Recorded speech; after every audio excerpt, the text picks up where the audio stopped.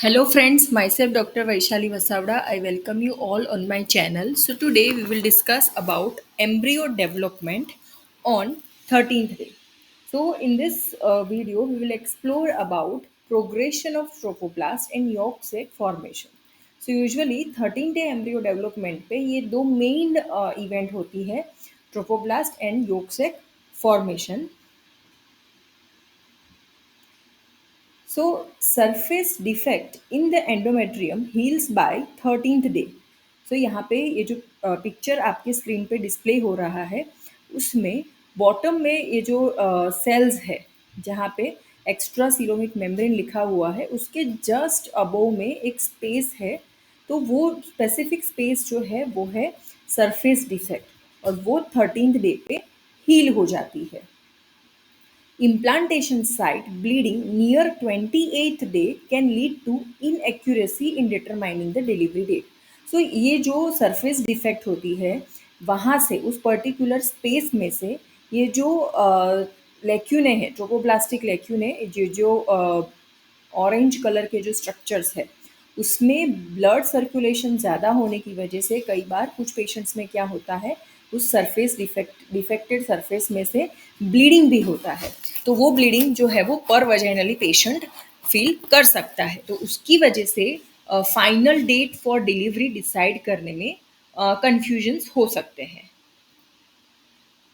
जैसे कि हमने देखा सरफेस हीलिंग जो है 13th डे पे हो जाता है एंड ताकि क्या हो कि बाकी का जो एम्ब्रियो डेवलपमेंट है वो अच्छे से हो सके. ब्लीडिंग कन्फ्यूजन क्यों होता है यहाँ पे?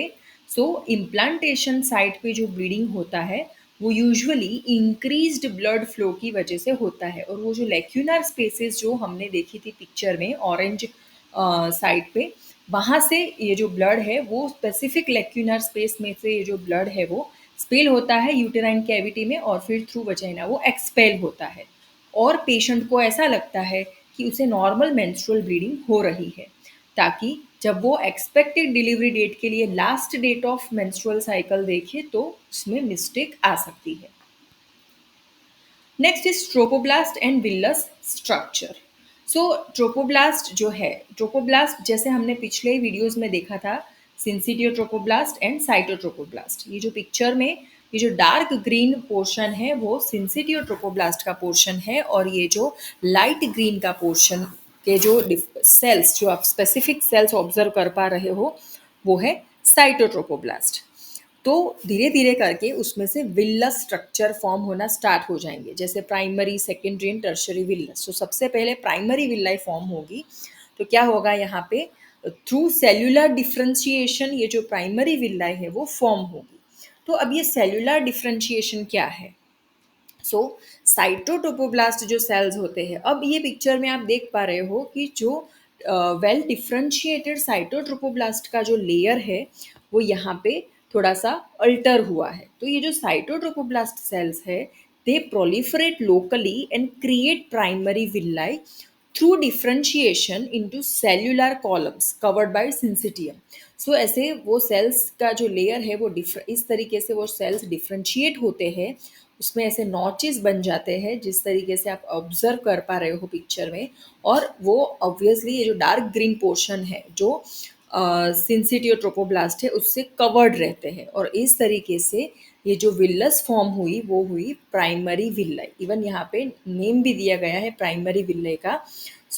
This is how primary villi forms. ये जो विल्लस स्ट्रक्चर फॉर्मेशन है ये बहुत ही important part of embryo development है और हमारे लिए भी उसे अंडरस्टैंड करना बहुत ही ज़रूरी है, बहुत ही क्रूशियल है, because embryonic growth and implantation process दोनों ये विल्लस स्ट्रक्चर फॉर्मेशन पे डिपेंडेंट होती है. Next is about yolk sac formation and chorionic cavity. पिछले जो पिक्चर्स थे उसमें हमने देखा कि सिंपल इस तरीके से जो सेल्स है यहाँ पे एक कॉर्नर पे ब्लूइश और पर्पलिश कलर के सेल्स है जिसके नीचे येलोइश सेल का लेयर है. जो ये जो येलोइश सेल्स है वो है हाइपोब्लास्ट एंड जो ब्लूइश है वो है एपीब्लास्ट, और ये जो कैविटी है वाइट कलर की वो है एक्स्ट्रा सीलोमिक कैविटी और प्रिमिटिव योक सैक। अब धीरे धीरे करके यहाँ पे इस पर्टिकुलर स्ट्रक्चर में जो साइटोट्रोपोब्लास्टिक जो लेयर है उसके अंदर धीरे धीरे करके नेक्स्ट डेवलपमेंट जो है वो स्टार्ट होगा।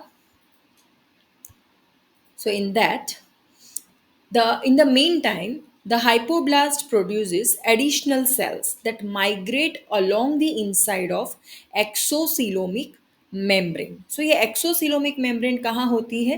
So ये जो surrounding cells है green color के उससे surround करती है exocoelomic membrane.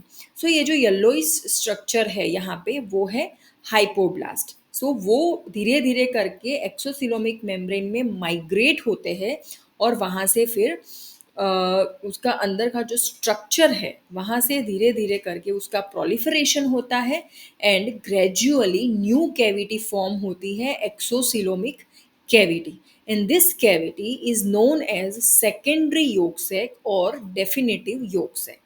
सो यहाँ पे in this picture again you can see यहाँ पे ये जो येलो रिंग है सेंटर में वो है सेकेंडरी योक सैक और ये धीरे धीरे करके क्या होगा पहले इतनी फॉर्म होगी फिर सराउंडिंग ये जो सेल्स है उसके लाइनिंग में इस तरीके से वो फॉर्म होती जाएगी। This yolk sac is much smaller than original exocoelomic cavity. So यहाँ पे ये जो original exocoelomic cavity है जो whitish inside का portion है greenish cytotrophoblast के अंदर का उससे कई size में बहुत छोटी होती है। So during its formation, large portion of exocoelomic cavity are pinched off, and this portion are represented by exocoelomic cyst. So during ये जो योगसक है उसके फॉर्मेशन के टाइम पे ये जो लार्ज कैविटी है वो पिंच्ड ऑफ हो जाती है और वहाँ पे एक सिस्ट के जैसे फॉर्म होता है वो होता है एक्सोसिलोमिक सिस्ट। सो ठीक एग्जैक्टली ये सेकेंडरी योगसक के ठीक नीचे ये जो स्मॉल सिस्ट जैसा पोर्शन है that is exocoelomic cyst which are often found in the extra embryonic coelom और कोरियोनिक कैविटी। सो ये जो है वो एक्स्ट्रा सिलोमिक सीलोम या कोरियोनिक कैविटी में रहता है।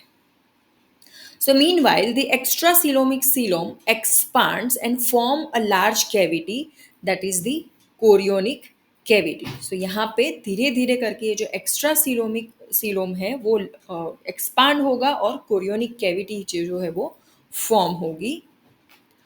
The extraembryonic mesoderm lining the inside of cytotrophoblast is then known as chorionic plate.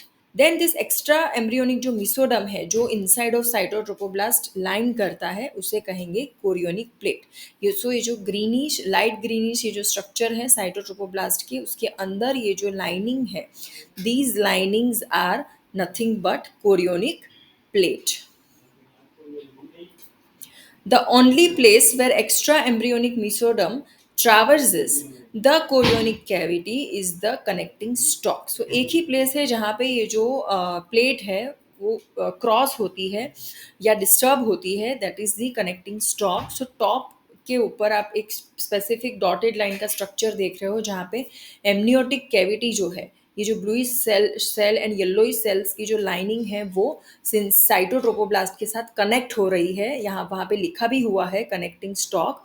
So that is connecting stock जहाँ पे ये जो कैविटी है वो ट्रैवर्स होती है और आगे चल के फिर वहाँ पे क्या होगा कनेक्टिंग स्टॉक में। So with the development of blood vessels the stalk becomes the umbilical cord. So जैसे जैसे वहाँ पे धीरे धीरे करके फर्दर जब डेवलपमेंट होगा third week fourth week and so on वहाँ पे ब्लड वेजल्स फॉर्म होंगे एंड वहाँ पे फिर वहाँ से फिर अम्बिलिकल कॉर्ड का जो कनेक्शन है बिटवीन प्लेसेंटा एंड बेबी वो डेवलप होगा। Thank you so much for listening. You can